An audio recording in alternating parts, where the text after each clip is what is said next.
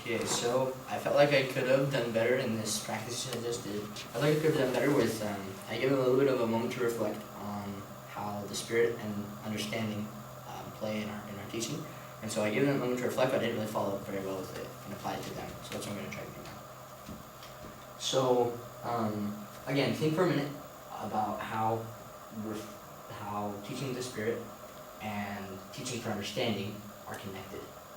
And then think for a minute about how you, specifically as missionaries, can maybe do that better.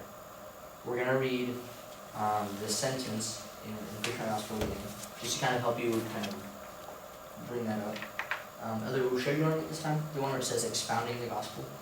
Expounding the gospel means that you explain the meaning of doctrines and scriptural passages, simply and purely, relying on the Spirit to guide what you say.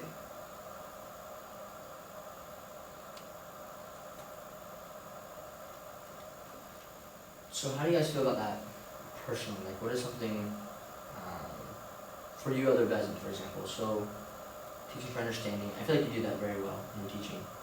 And so also, relying on the Spirit, how can we have a balance with that? What do you think?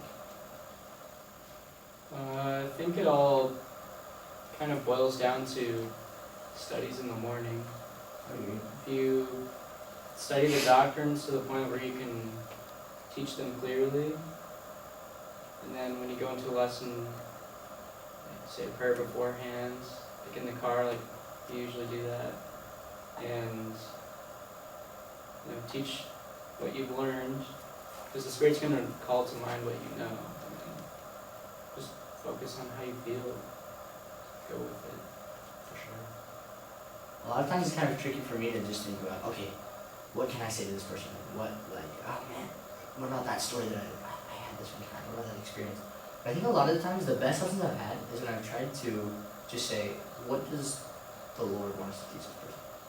When we ask that question to ourselves and we kind of open ourselves up to that revelation, it's a lot easier to receive it. If we've actually humbled ourselves enough to say, okay, not just what I want to teach this person, but what does the Lord want me to say to this person? When we have that in mind as we're teaching, I found that the Spirit can help us a little bit more, as opposed to just us thinking about what we can say.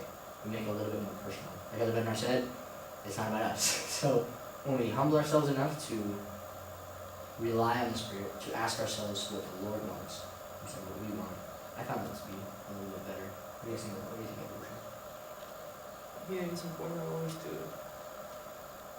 trust in yourself, but also know that this is not our job, and we are just servants, and we have to obey what we feel, because that's the Spirit. When we feel something, that we feel that we should say something, and that's the Spirit telling us what to do.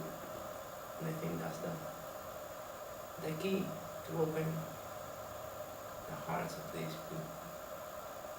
I would agree. Thank you.